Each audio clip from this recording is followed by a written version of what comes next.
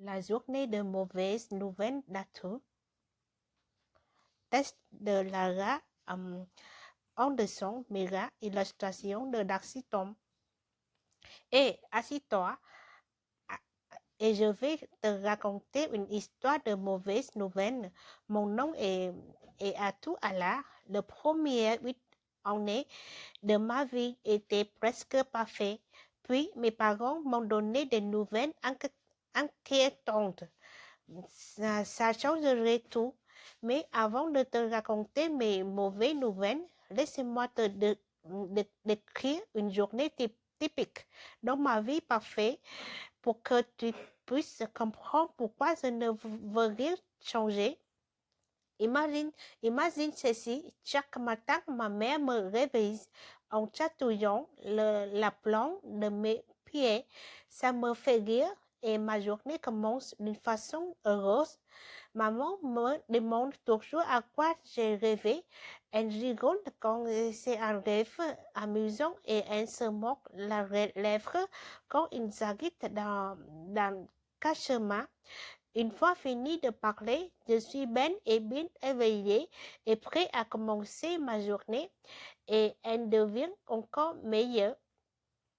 Quand je descends, l'odeur du sirop d'érable chaud touche mon nez et cela me met l'eau à la bouche et mon estomac me dit combien j'ai faim.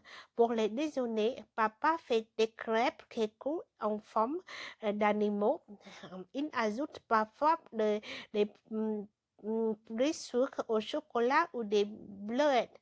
Elles sont tellement délicieuses que je pourrais en manger pour les restants de ma vie. Papa, maman et moi, nous parlons de la journée à venir et papa fait semblant de vouloir une crêpe de mon assiette. Tu n'as pas l'air d'avoir faim aujourd'hui. À tout, laissez-moi finir cette crêpe pour toi, dit-il. En allant à l'école, je peux choisir et écouter n'importe quelle musique. Puis maman, papa et moi chantons avec des voix vraiment fortes. En fait, une compétition pour développer les paroles les plus ridicules.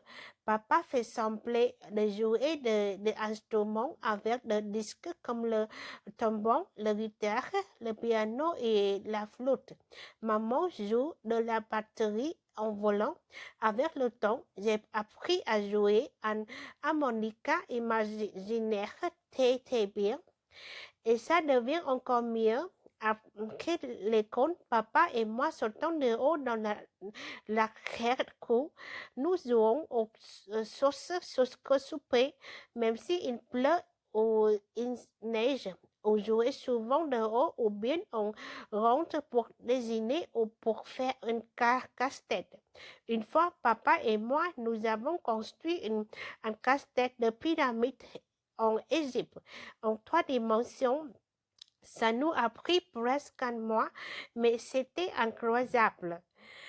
D'habitude, je peux aider maman et papa à faire le souper et 2 fois par semaine, je peux choisir ce qu'on prépare comme des spaghettis ou bien de la pizza maison avec plus de fromage.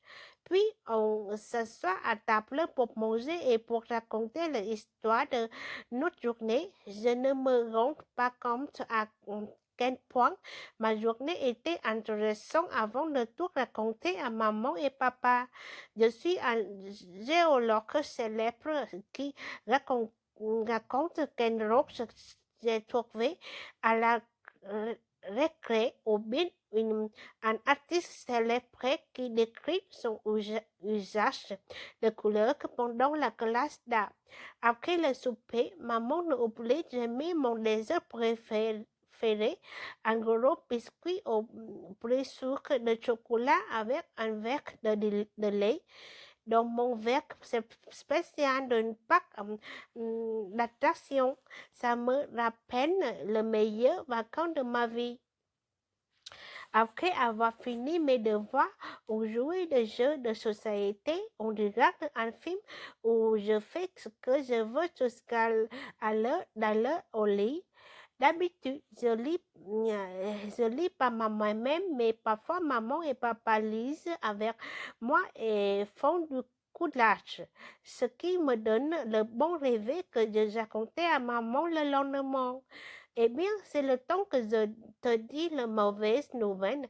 C'est horrible. Ma vie parfaite ne sera plus jamais pareille. Faites-moi confiance. Tu ne veux jamais que ceci se passe à toi. D'accord? Voici ce qui se passe. Il y a quelques mois, mes parents m'ont dit que bientôt j'aurai une petite sœur. Ok. Maintenant, peux-tu voir pourquoi je suis tellement bouleversée?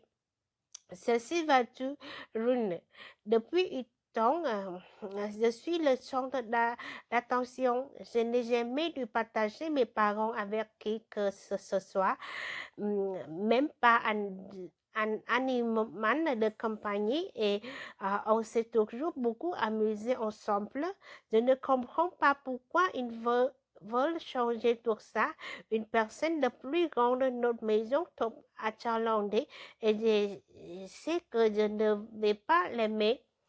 Je ne t'ai pas dit la première partie de l'histoire. Ma mère dit que je dois partager ma chambre avec le bébé. Oui, c'est vrai.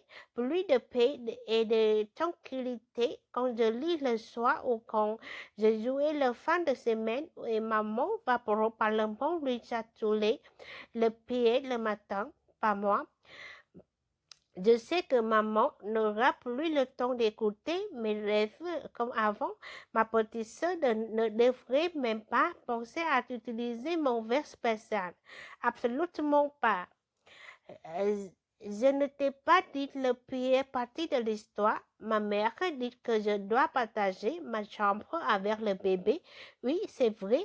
Plus de paix et de tranquillité que quand je lis le soir ou quand je joue le fin de semaine et maman va probablement le chantouiller, le prier le matin.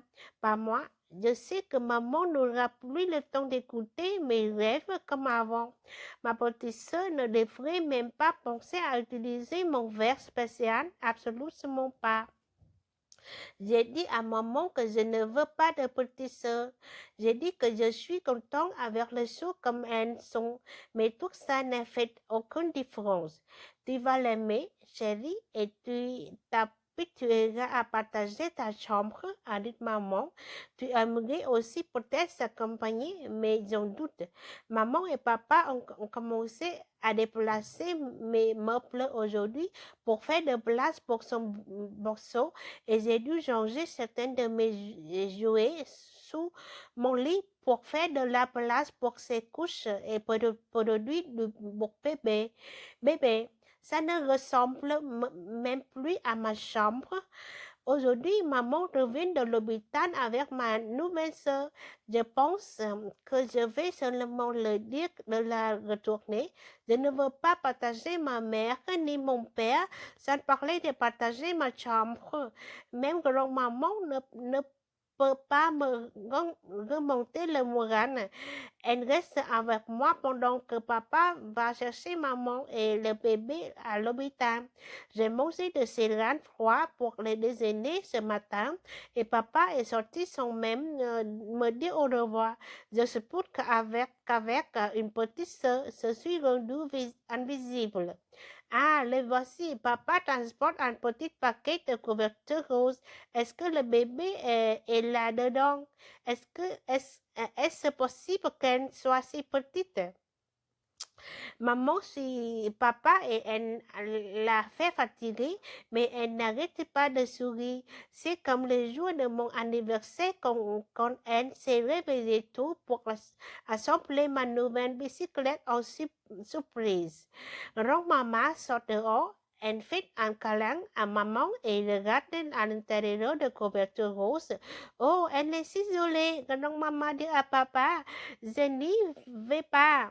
Je vais rester ici. Le bébé a assez d'attention et elle n'aura pas la mienne aussi. Soudainement, maman me fait un câlin très serré et me fait un bisou sur la tête. Avant que je le réalise, papa met le bébé sur mes genoux et Et après, la chose les plus merveilleuse arrive. C'était le petit bras et prend mon doigt. Elle ne lâche pas. Je pense qu'elle sait que je suis son grand frère.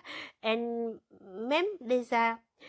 Et peut-être que ce ne sera pas si mal d'avoir une petite sœur quand même. Je la trouvais mignon et j'ai décidé que nous devons la regarder. En plus, je pense que maman et papa ont assez d'amour à partager entre moi et ma sœur. C'est fini. Good Merci job. beaucoup. Au revoir. Bonne soirée.